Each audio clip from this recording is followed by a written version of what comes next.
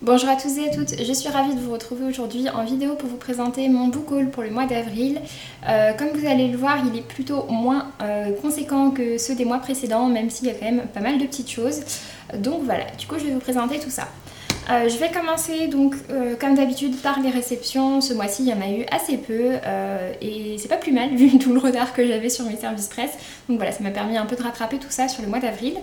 Du coup j'ai reçu tout d'abord donc du côté du bonheur le dernier de Anna McPartlin de la part du Cherche Midi que je remercie très grandement. À nouveau ça a été une très belle lecture, ça confirme voilà mon amour pour cette auteure irlandaise que je vous recommande très vivement.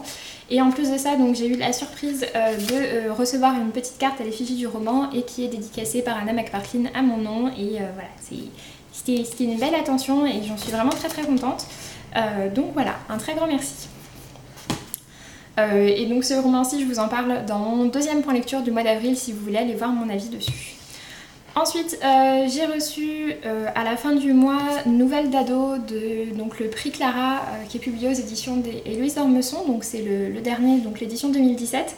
En fait, c'est un concours auquel j'avais participé fin novembre sur le site lecteur.com et j'ai appris donc que j'avais gagné là au mois d'avril. Donc ça a pris un petit peu de temps et du coup je m'attendais plus à le recevoir. En fait, le prix Clara, donc ça regroupe des nouvelles qui ont été écrites par des adolescents et il est vendu au prix de 10 € et c'est pour la recherche en cardiologie à l'hôpital Necker. Donc voilà, c'est en hommage à une jeune fille qui s'appelait Clara et qui est décédée de malformation cardiaque. Pour terminer, ça va, vu que c'était très rapide, donc ma dernière réception, il s'agit d'un autre concours que j'ai gagné et c'est un concours que j'ai gagné à l'occasion de la journée du livre et du droit d'auteur qui était il n'y a pas très longtemps et du coup voilà, il y avait pas mal de petits concours organisés sur différentes pages de maisons d'édition et pour ma part j'ai gagné donc chez Page Turner qui regroupe donc les collections ados de Milan et de Bayard et du coup je pouvais choisir le titre que je voulais dans leur catalogue des sorties récentes et du coup j'ai demandé Les ombres de Julia de Catherine Egan, donc le tome 1 La fille de la noyée. C'est un roman de fantasy qui a l'air de parler de sorcières, de pouvoirs à cacher, d'espionnage, de ce genre de choses. J'en sais pas beaucoup plus, mais voilà, j'étais curieuse de le découvrir et je me suis dit, eh bien pourquoi pas, et je dois dire que la couverture est juste super canon. Ensuite, on va donc passer aux... Je vais y arriver. On va donc passer aux achats d'occasion et il n'y en a que 3 donc ça va aller très vite. Tout d'abord donc la saison des vides-greniers des brocantes a repris et j'ai pu me procurer 2 romans sur un où je suis allée. Tout d'abord je me suis pris donc Les larmes de la liberté de Kathleen Grissom qui est la suite de La colline aux esclaves. Donc voilà, vu le titre on peut s'en douter, ça se passe dans les années 1800, du coup pendant la période...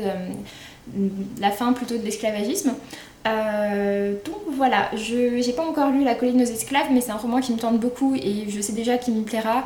Du coup voilà, celui-ci vient de sortir en poche et il était pour 3 € sur la brocante, du coup j'ai pas trop hésité. Et le second que je me suis acheté, il s'agit d'un recueil de nouvelles qui s'appelle Summer of Love et qui est écrit par Emily Blaine et Angela Morelli, publié aux éditions Harlequin. Et H en poche et donc il était offert pour 2 harlequins achetés l'année dernière mais bon voilà, moi je l'ai payé 1 € et je l'ai pris parce que j'aime vraiment bien ce que fait Emily Blaine et je me suis dit que pour cet été ça pourrait être sympa. Puis voilà, vu ce prix là, j'allais pas m'en priver. Et du coup la dernière acquisition que j'ai fait en occasion, je l'ai acheté sur Price Minister celui-ci et il s'agit du roman graphique donc Vie volée, Buenos Aires, Place de Mai de Mats et Maya Langouste, publié aux éditions Rue de Sèvres. Et celui-ci donc c'est un roman graphique dont j'entends beaucoup parler depuis pas mal de temps, donc je me suis dit qu'il était enfin temps de me lancer. Et donc ça parle des disparitions, enfin des enlèvements et des disparitions qui ont eu lieu durant le régime de la dictature en Argentine entre 1976 et 1983 et donc ça concerne 30 000 personnes qui ont été enlevées donc à leur famille parce qu'ils étaient des opposants au régime. Du coup voilà, c'est un titre dont j'entends vraiment beaucoup de bien, du coup je suis très curieuse de découvrir ça. On va passer aux achats neufs et je continue avec le deuxième roman graphique et il s'agit de Mauvais genre de Chloé Cruchaudet qui apparemment donc est inspiré de, je pense, une nouvelle ou un livre qui s'appelle La garçonne et l'assassin de Fabrice Virgili et Daniel Voldman et ce titre a été adapté au cinéma sous le titre Nos années folles si je dis pas de bêtises. Et du coup voilà, ça traite de l'histoire d'un couple, donc de Paul et Louise, qui sont des jeunes mariés et la première guerre va éclater et pour éviter que Paul se fasse enrôler par l'armée, ils vont décider de le travestir en femme. Donc voilà. Pareil, j'entends beaucoup de bien de ce titre-là et je suis très curieuse de le découvrir. Du coup, quand j'ai vu qu'il était dans le catalogue France Loisirs, et bien, j'ai pas hésité. Ensuite, on va passer à une offre que j'aime beaucoup et qui revient donc à chaque fois en avril. Il s'agit de l'offre donc des Milady Brajlon en poche à 3,99 €. Donc à chaque fois, voilà, ce sont des premiers tomes de série. Et il y a toujours un petit peu de tout, il y a toujours de la fantasy, du fantastique, enfin de la bitlit aussi, de la SF, voilà, un petit peu de tout. Pour ma part, forcément, je me suis focalisée sur la fantasy, sans grande surprise. Et du coup, je me suis pris 3 titres. Le premier, c'est La Reine Rouge de Marc Lawrence. Donc le tome 1, Le Prince des Fous. Celui-ci, j'en ai pas beaucoup entendu parler. Ça a l'air d'être une histoire de fantasy épique, on va dire assez classique, avec une histoire de succession et ce genre de choses. On verra bien. Le second que je me suis pris, il s'agit de Au Royaume, les 7 cités, le tome 1, Le Joyau des Valoris de Pierre Pével. Alors de Pierre Pével, j'ai lu toute sa saga Les Enchantements d'Ambremer, mais j'ai pas encore lu Au Royaume. En fait, c'est un peu particulier au niveau de la chronologie, puisque si j'ai bien compris, donc faut le lire dans l'ordre de publication, à savoir d'abord les 2 Au Royaume, ensuite les 3 Au Royaume, les 7 cités, et ensuite on peut reprendre la saga principale Au Royaume, normalement. Donc voilà, du coup j'ai déjà le premier tome de Au Royaume dans ma palle, je l'ai pas encore lu mais je suis curieuse de le lire et du coup j'en ai profité pour me prendre celui-ci dans l'offre. Et le dernier que je me suis pris, c'est une saga dont on entend beaucoup parler et que je vois passer depuis longtemps, donc je me suis dit que ma foi ce serait l'occasion de tester.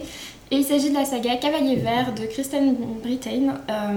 Donc pour le coup c'est une série de fantasy dans laquelle on suit une jeune femme qui est éprise d'aventure et qui en fait va croiser la route d'un cavalier vert qui va lui remettre une mission et en acceptant cette mission elle va devenir à son tour un cavalier vert si j'ai bien compris. Et en gros les cavaliers verts sont des porteurs de messages, voilà, en version très résumée, hein, je l'ai pas encore lu. Et donc en même temps que je me suis procuré ces petits livres, je me suis pris un autre poche de Brajlon, à savoir Confession d'un automate mangeur d'opium de Fabrice Collin et Mathieu Gabory dans cette super belle couverture, donc les éditions steampunk mais qui sont enfin passées en poche. En plus les bords sont ronds, je trouve ça plutôt chouette. Donc voilà, j'en sais pas beaucoup, c'est du steampunk, ça se passe à Paris et on verra bien. Ensuite, on va pouvoir passer donc au reste des ouvrages graphiques, puisqu'il y avait pas mal d'offres promotionnelles durant le mois d'avril.